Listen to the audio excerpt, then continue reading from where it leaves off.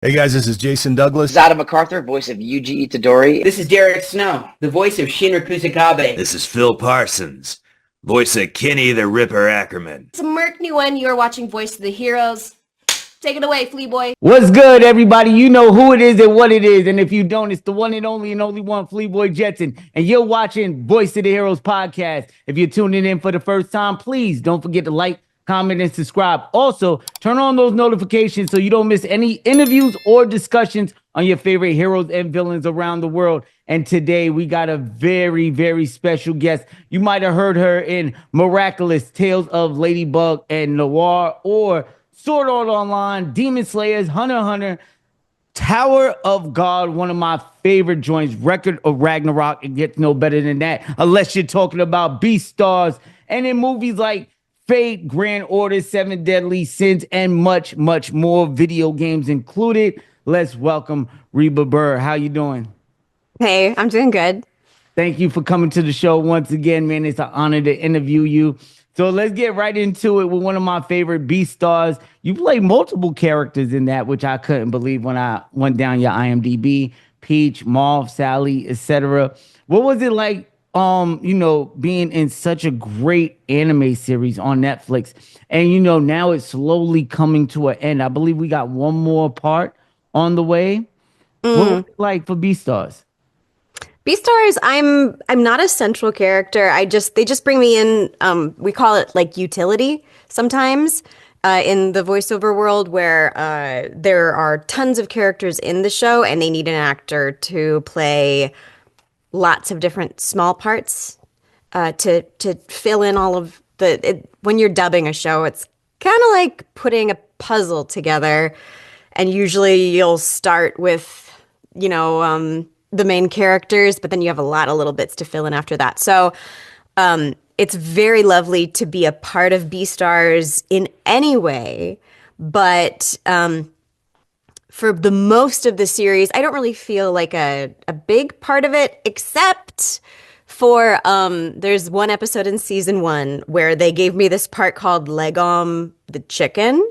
Oh, yeah. And it's kind of like a random cutaway episode where they don't really follow the main storyline. They just focus on this chicken who is really proud of the eggs that she lays and what good egg salad they turn into that Legoshi really likes. And first of all, I just have a real affinity for chickens. I really want to be a chicken mom someday when I feel like it won't bother neighbors to have chickens clucking around. And she's not very beautiful. She's round, and like everybody else on that show kind of has this sort of mildly sexy vibe, even though they're animals. And so I always jokingly but very seriously say that she's the favorite character I've ever played in anime. Oh, for real? It's Legom the chicken. Yeah. And then obviously the creator feels that way too, because when she goes out in public, what mask does she wear over her head? It's the chicken mask. Are you familiar with this at all? Yeah, I watched the episode. And this is one of my favorite shows. Are you familiar with the fact that the creator doesn't show her face in public? No, I didn't know that until you just said it now that I think about it. And two, I didn't notice that, overall her insecurities that she had until you just said it. Yeah, there's this picture. Is she wearing a wedding dress? Maybe it was when she got married, and she's probably not for her wedding, but for this picture, she was wearing the chicken mask. I think it was that party that they went to where they was all wearing masks. No? Or can I be mistaken? I'm talking about in real life. Oh, in real life? Mm-hmm. Yeah. So the creator of the manga, the Beastars manga. Oh, I did not know that. I'm looking it up on my phone right now. Beastars mangaka wedding. Yes. Okay. If you Google Beastars mangaka, which is, look, I am not Miss Anime. I work in anime, but I'm kind of a rube when it comes to it because I don't watch a ton of it. I'm more of a musical theater nerd, is my flavor of nerd.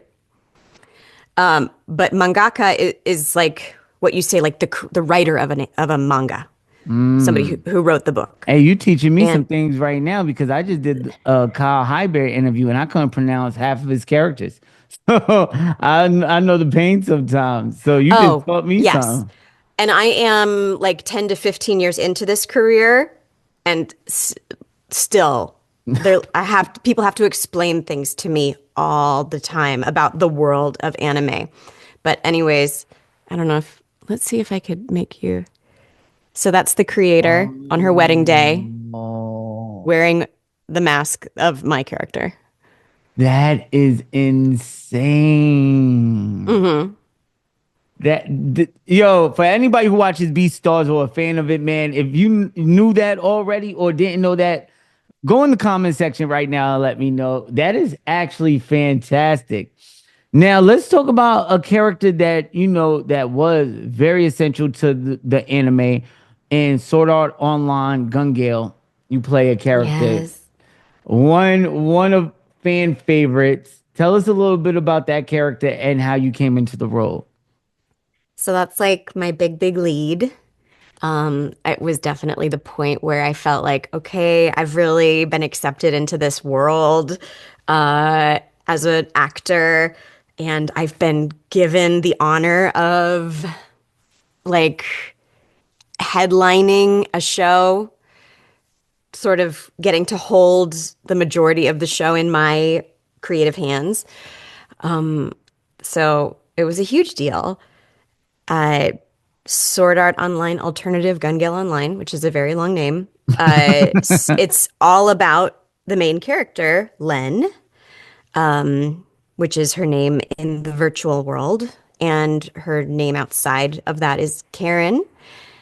And she, in the real world, she's like super tall and feels really insecure about how tall she is because it's true for women in all societies, but especially in Japan, to not be like tiny and cute is just a bummer because you just don't fit with normal beauty standards, and that makes life, it's hard to feel confident. So all she wants when she goes into the VR world is to be cute.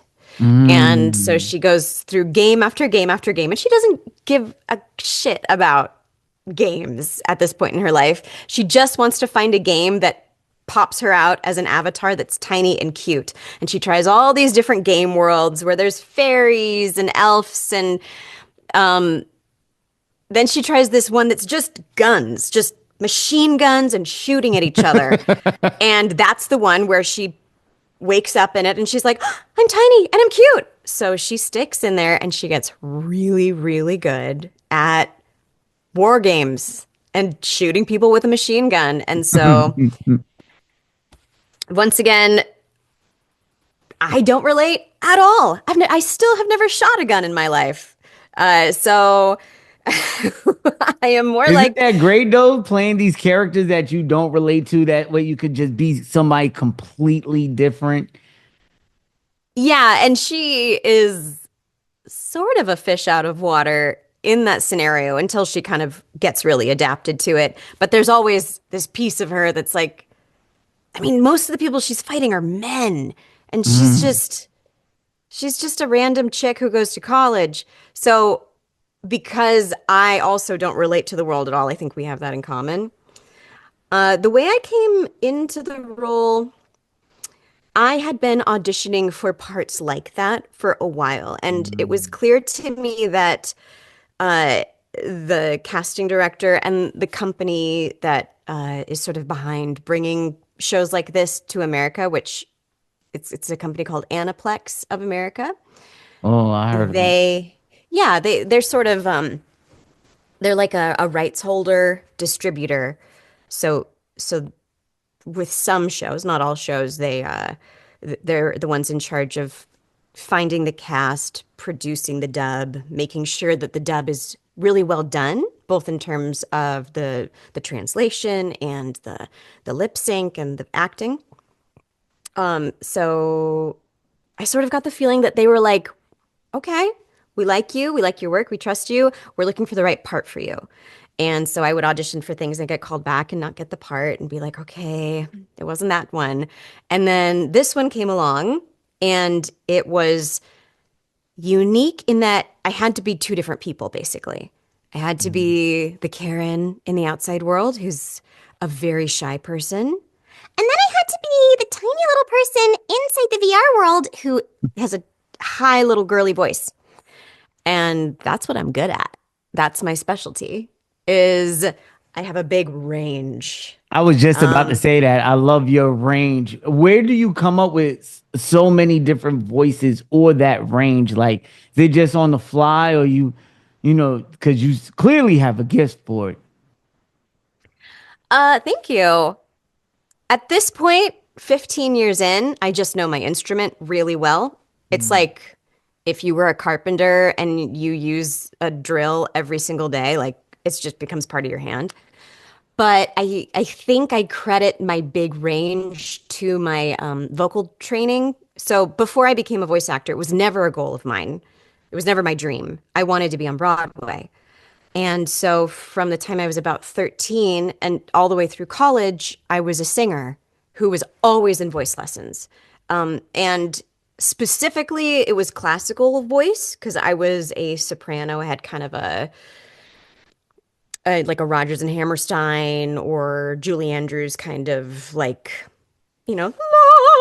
like as opposed to maybe a Wicked vibe. Although Kristen Chenoweth is definitely somebody that I always wanted to be just like. She's a soprano. So always doing vocal exercises, always stretching the limits of my voice, practicing my very high voice, practicing my low voice, and blending those things seamlessly together. And so I went into voice acting when I kind of stumbled into that career with a really good understanding of how to manipulate my vocal cords, which was just happenstance. Oh, I love it. I love it. I love it. So you grew up in theater, loving theater and stuff like that. You sing? Because it sounded like you hit a note for a second. You sing a lot? Sing. I don't sing very much these days. Oh to be man, what's your honest. favorite song? My favorite song? Yeah, what's your favorite song? Oh, do you have a favorite song? How could you possibly choose? I think yeah, that's kind of a hard one. I have a few. I have a few favorite songs. I have favorite artists. What's your favorite artist? Oh, well, so my hero growing up was Julie Andrews. That's why I mentioned her. I, in almost a creepy way, would collect like every movie she's ever done, and there are a lot of stinkers out there, like movies that nobody's seen because they were independent films, basically. Every album she's ever recorded, I would go on eBay and buy just magazine clippings from the 60s that people had saved that were about her. Every book that mentioned her, I would read, and I would just watch her. Oh, so she was TV she was specials. heavy on your career, big impact.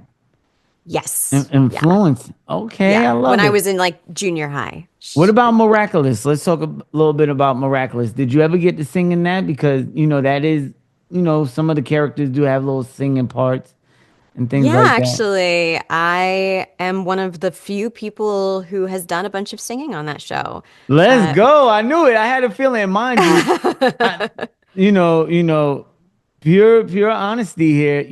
I don't watch the show, but my daughters do. So Well, yeah, it's not for you. yeah, so every now and again, like I come in the room and I see the characters singing or something like that. And I did sit down. I think I watched one of the specials. I think it was a Christmas special movie with them. So I do watch the show, but for everybody in the thing, I do have daughters. It's for girls. Wait, I hate to derail it, but I didn't know you were a parent. Tell me, how old are your kids? 5 and 6.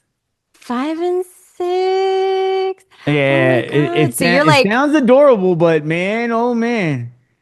So I have a 10-month-old Oh, congratulations. boy.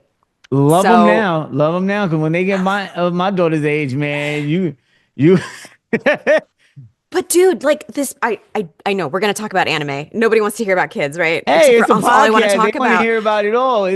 We're here to learn about you, who you are, your life, your goals, your accomplishments. We're here to give you your flowers. We're here to talk strictly on you. So, My hey, if my you want to, baby has he's like normally just a really, really happy guy, but this last week or 2 weeks, dude, the guy just like is crying about everything all the time. He's like, he wants up. No, I want down. No, give me that toy. I don't want that toy. No, I don't want to eat, but I'm hungry. And it's like, oh my God, what's wrong with you, dude? he's So, over communicating with you. He can't talk, so that's how they communicate. But well, I'm and just I like, know when are you're. you going to be 5? And then, like, you can tell me what you need and we Oh can hang man, that's when they out. tell you everything. That's when they don't stop. They tell you everything they need, and it starts to get expensive. Hey, I want that, Daddy. Can I have that? Christmas time, man. I try to keep them all on a short leash, but like, how's your sleeping going? Are you getting regular sleep? Because I Mhm. know it's a little difficult. In You the know. last month, this kid started sleeping through the night. Oh, Oh, that's yeah. fantastic. So you're good. So you're past the phase of waking up every 3 to 4 hours, feeding and things like that. Oh, I thought I was going to die. I thought I was going to die. But this kid is, yeah, he's starting to really kill it in the sleep department. Oh, that's good, man. That's great. I'm happy for you. Congratulations once again. What's your son's name? Wesley. Wesley? Yeah. That's fantastic. So miraculous. You said you got to sing in that. Tell us a little bit about your character. Because I know my daughters are gonna be excited, things like that. So the fun thing about Miraculous, it's that once again, I'm exercising with my high and my low voice. I play 2 characters. Oh, that's They're best friends. One is the highest voice I can do, and the other one's a super low mumbly voice. And I did not create those character voices. So season 1 of Miraculous, we've been on for 5 seasons now. I think we're working on season 5. that's So great. it's been around a really long time. It's super popular. It's been such a success. Season 1, I was not cast in. I auditioned for, I was not chosen. And the parts that I play now were originally played by a woman named Erin Fitzgerald. And at the end of that first season, she was changing some things up in her life, and she had to let go of a bunch of roles that she was working on by her choice. And so at the time, I was sort of known as having a very similar sound to her. And with her blessing, she said, give this part to Reba. I can't work on this show right now. So the parts were passed on to me. And I did my best to maintain the work that she'd done and sort of make it sound like her still. Probably by this time they don't sound as much like her anymore because I've just been doing it for so long. So it's not really a voice match anymore. Now it's just mine. So I've done 2, 3, 4, and now we're working on season 5. That's fantastic, man. Congratulations on such a big roles and franchise, because that's pretty good amongst the girls, man. You see a bunch of cosplays as these Oh characters and yeah, stuff they like love that. it. And I love that when I go to a convention now, any little girls that come up to my table are really excited that I'm in Miraculous Ladybug because I love kids. So it's nice to have something that they can be stoked about because usually they're there because their dad or their older sibling dragged them along. So now And they they're not watching a ton of anime, but then they see Miraculous, they go, oh, and I can be then that's when I turn on and I'm like, ah, you like Miraculous Ladybug? Can we talk about that? Because I love to connect with the little kids. That's fantastic. Well, let's switch a little bit to the anime side of things, right? You got Tower of God season 2. You was wonderful, and Demon Did you Slayer. watch it? Yeah, I definitely watched it. The first one was Aww. a hit for me, so I definitely came back to see what they did in season 2. I I was definitely. reading the Reddit. Sorry, I'm putting lotion on my hands because it's so dry out here. I was reading the Reddit for Tower of God because, you know, when I get cast in a show, I kind of want to see what the vibe is on the show. And are we allowed to say negative? I mean, You can say whatever you want. Everybody hated season 2 in the comments section on Reddit. They were like, I liked season 1 and season 2 sucks. You know what it is? People, have this high expectation when a certain season comes out. Like, it's hard to recreate some of the magic when you're introducing the characters, because when you introduce the characters, you fall in love with them. Now, continuing the story with the characters is a different thing, because you have to keep the elements that with the introducing of the world and the world building and the character development. All of that has to transfer into season 2. Me personally, I loved both seasons because it continued the story of the characters I loved while introducing new characters and new plots and, newer characters to the story. But some people, man, want something like what's a good example? My God, I can't think of the show right now, but it had a horrible second season. It was about some children getting kidnapped by demons and all this stuff. But the first season was really wonderful, and the second was one it just The Promised Neverland? yes, Never Promised Land or something like that. You're exactly right. That was the anime. That's crazy you caught it. That's exactly what it was. The first season was a masterpiece. Second season, it just derailed into something, that wasn't season 1. And I think the Too reason, bad. yeah, and it really is too bad because I feel like there was a lot of potential going into that. But, season 1, sometimes these animes could be, I feel like movies. Like movies, you get a really good movie and then they do something with a sequel that you never even asked for. Maybe they should have just left it alone. Something like Death Note. You know what I'm saying? Like Death Note was so good, didn't need multiple seasons, and it till this day it stands the test of times. Like it's one of the greatest animes of all time. So I think something like Tower of God or Never Promised Land or whatever the name of it is, those animes could have been, just wrapped up in one season. But still in all, I enjoyed it just like I enjoyed Record of Ragnarok, another one you was in. One of my favorite animes. Big shout out to Michael Swalby. He was in the second season as well. And other voice actors that was in that. That's another one of my favorites on Netflix. And Demon Slayer is coming out with a movie and multiple seasons, I think, for the finale of Demon Slayers. So let's run through that whole catalog, right? That we just said. Most of them are on Netflix. Which one did you feel most attached to? And you was like, man, I really love this anime. Let's see now. What have you listed? Record of Ragnarok, which is those battles between all of these historic characters. And Demon my Slayers character and Tower of God. Those are the 3. Demon Slayer and Tower of God. Oh, well, first of all, Record of Ragnarok, my character Aphrodite's boobs are biblically, epically amazing. I always pride myself on having played characters with the most ridiculous boobs, and I don't know that anyone will ever beat me at Aphrodite's boobs. Yeah, I think she holds the record, man. She holds she's the record. Champ of boobs right now. That's important to me that I hold on to that title. So if anybody ever draws bigger boobs, I'm going to demand that I play her. For anybody who hasn't seen it, they are held up like this by these 2 stone statue guys because nobody could ever sustain them with their own body. Let's see. I mean, Demon Slayer has been the most important show in my career now. Oh, that's fantastic. Which is funny because I'm such a small part, but it's such an important show. I mean, it's completely captured an entire new generation of anime watchers, from kids to their parents.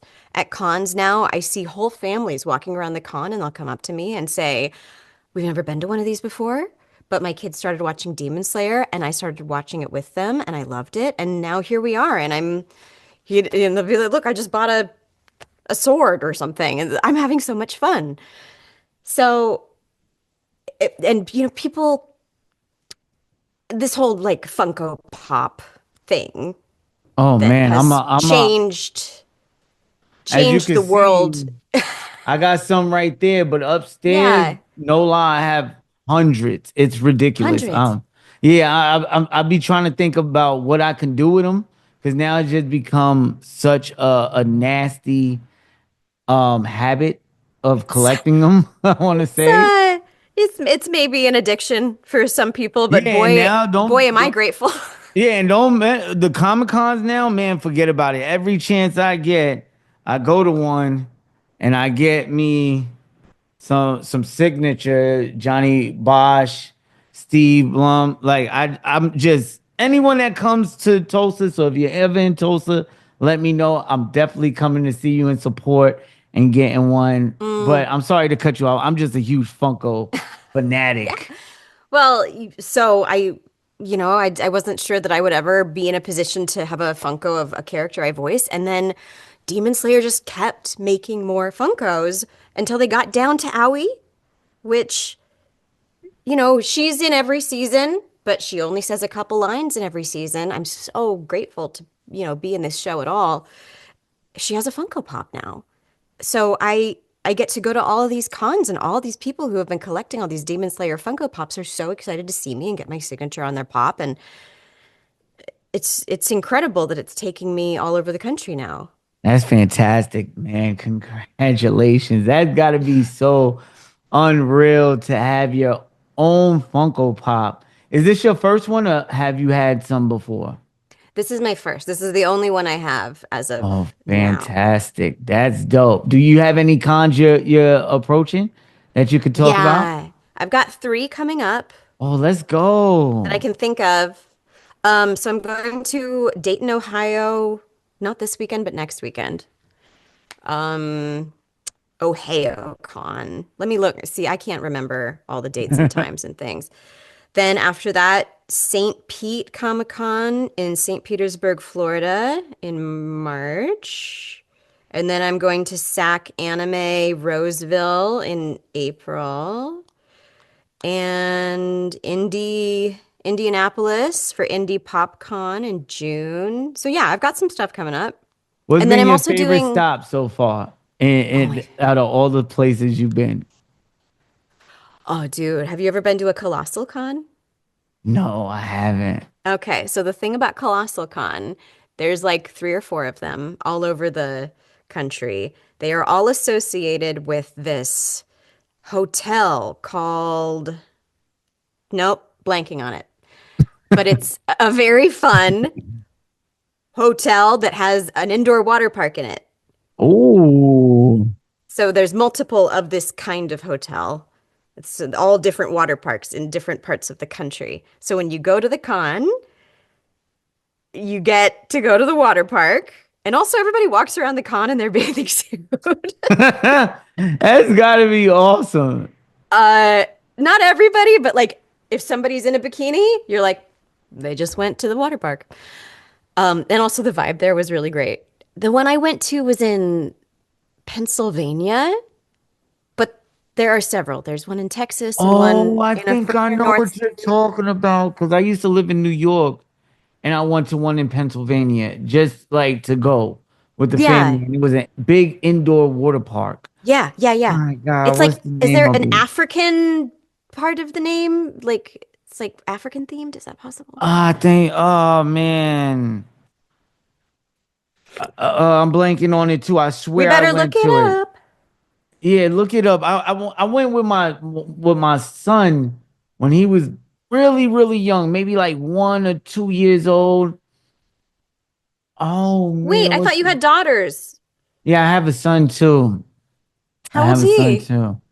Yeah, the girls are the youngest. My son now, he's grown. He's like 13. He's man. He's in. Let's not, man. You talk about clothes. This guy, world, man. His hoodies. He be wearing hoodies like that's like $300-400, man. He's not into animes or I wish he was. Stuff he's into You buy now. your son A $300 hoodie? Yeah, man. His sneakers You're a are like, sucker. yeah, I am, My man. parents never would. Never. My Dude. parents either. I had to struggle to get Jordans. I had to be on my best behavior to get Jordans when I was younger. So, now he gets them whenever he wants. So these kids are spoiled, man. Woo! Truly spoiled. You But whipped. yeah, but that's what we live for. You know what I'm saying? We live for them Oh, now. See I me, would I walk around with Marvel hoodies and stuff like I would that. give He's my son walking. anything. Yeah.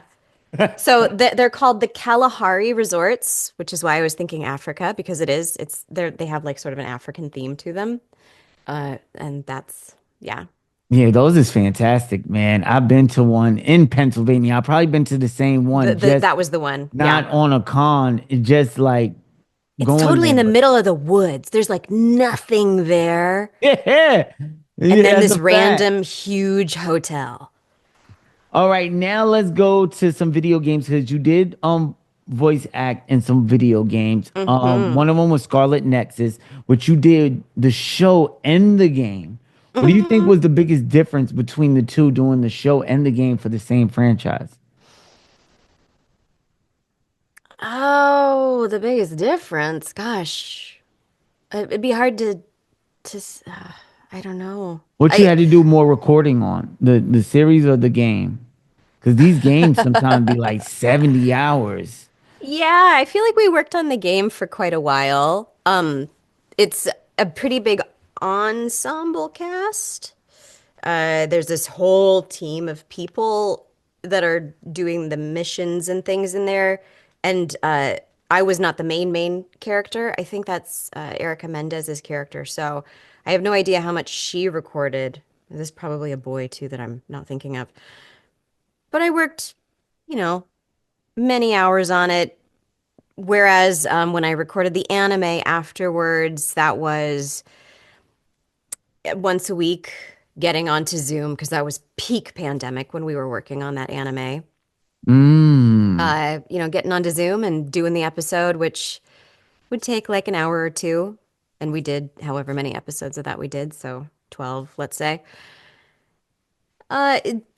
The video game was when I was creating the character and first learning about the world Oh, so and the video you game know, came first and then the series. yes. Was the Yes, video game that good? They said, hey, man, we're just going to do a whole series on this.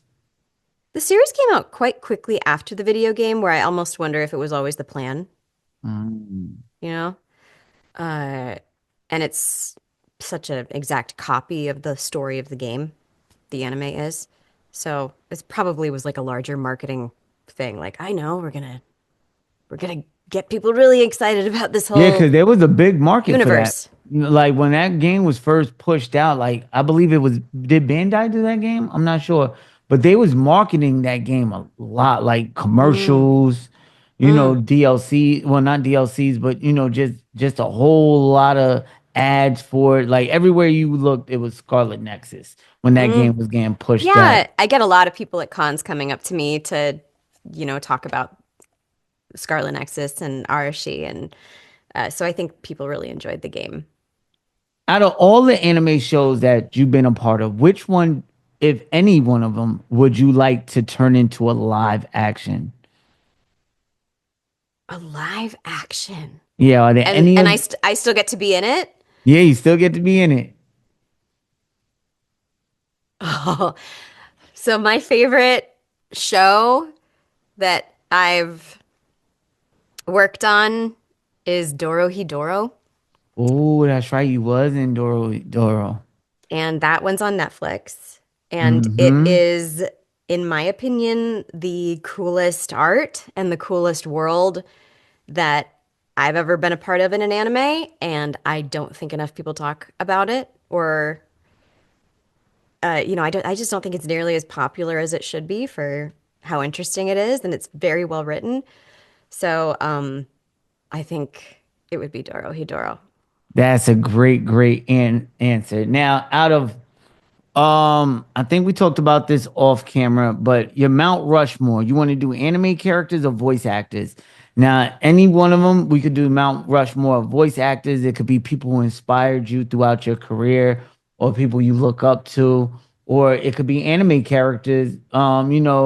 And I'll give you this if you choose anime characters. We can let you choose cartoons too, because I know for me, for myself, growing up in the 90s, like there was not too much anime characters I want to say I looked up to. Like most of my younger heroes, like Ninja Turtles, Power Rangers, Spider-Man, the X-Men, things like that. So if you do choose a Mount Rushmore of anime characters, I'll let you include cartoon characters in there that might have, inspired you or you looked up to. Oh, as a fellow person who grew up in the 90s, I appreciate that because, yeah, anime was not on my radar until I started working in it. And like, I knew like a few people when I was in elementary school who liked Sailor Moon, and I was like, I don't know what that is. You guys are weird. And now, look, everybody's laughing because Sailor Moon and all that other stuff is just so cool now. Um, okay. Mount Rushmore in terms of the characters that inspired me when I was growing up, All I right, let's think do it. is sort of where my heart is going now. All right, you get four of them. I get four. First, the Pink Power Ranger. The Kimberly, let's original do it. Pink Power Ranger, Kimberly. Yes, absolutely. It's morphin' time. Hey man, I think an anime series for the Power Rangers is way long overdue. Yeah, I mean, they kept those Power Rangers going forever. I remember when I was like young and first auditioning in Hollywood, I went in for Power Rangers all the time. They were Really? always making a new Power Rangers. It was super low budget. They were usually shooting in like Australia or something, but they were always looking for the new teenagers to be Power Rangers. But I don't have any martial arts experience, so I was obviously not going to be. Well, I didn't. Now I do. I'm almost a black belt in Taekwondo now, Oh, but now back you then can I kick didn't. some ass, huh? I can kick a tiny bit of ass. Okay, Pink Power Ranger. Second, the genie from Aladdin. Mm. Robin Williams is definitely like the greatest voice actor of all time. When people ask me who I think it is, I say Robin Williams. But his brain, just amazing. What a genius. I don't think there's anybody in the world who doesn't love him. I love this Mount Rushmore so far. Okay. Next. Whoa. Okay. Like, I was gonna say Wishbone, but Wishbone doesn't really talk. So why am I thinking of Wishbone? Um, oh God, this is so hard. Like, who did I want to be? Maybe Belle from Beauty and the Beast when I Oh, that watched. one of the Disney princesses. Why Yeah, like a not? Disney All girl wanted to princess. be a Disney princess. I guess this is gonna be really Disney heavy, isn't it? I was just a Disney kid. And then my biggest inspiration character to this day is Yzma from The Emperor's New Groove. Mm. Say you was a Disney kid. What was your favorite Disney movie? I Emperor's New Groove is what I say my favorite Disney movie is. Mary Poppins was also a super big deal for me. That was the whole gateway into the Julie Andrews thing. And Aladdin was huge for me. And then I got to play Jasmine in the Aladdin show at Disneyland when Oh, I that's was in my fantastic. 20s. So that was very full circle. But I was, Princess Jasmine for Halloween one year. I was also a Power Ranger for Halloween one year.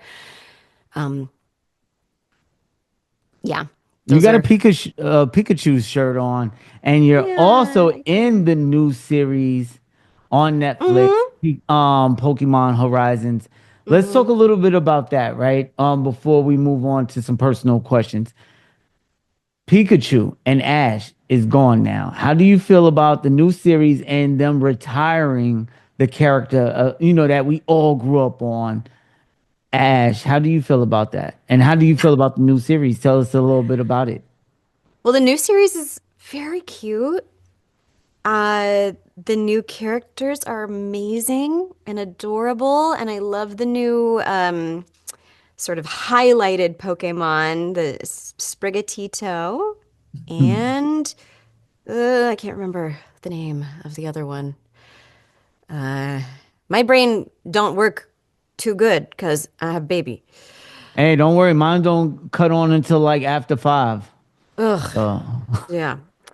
Um, so I'm very good friends with Sarah Natacheni, who her career as Ash ended when they retired Ash.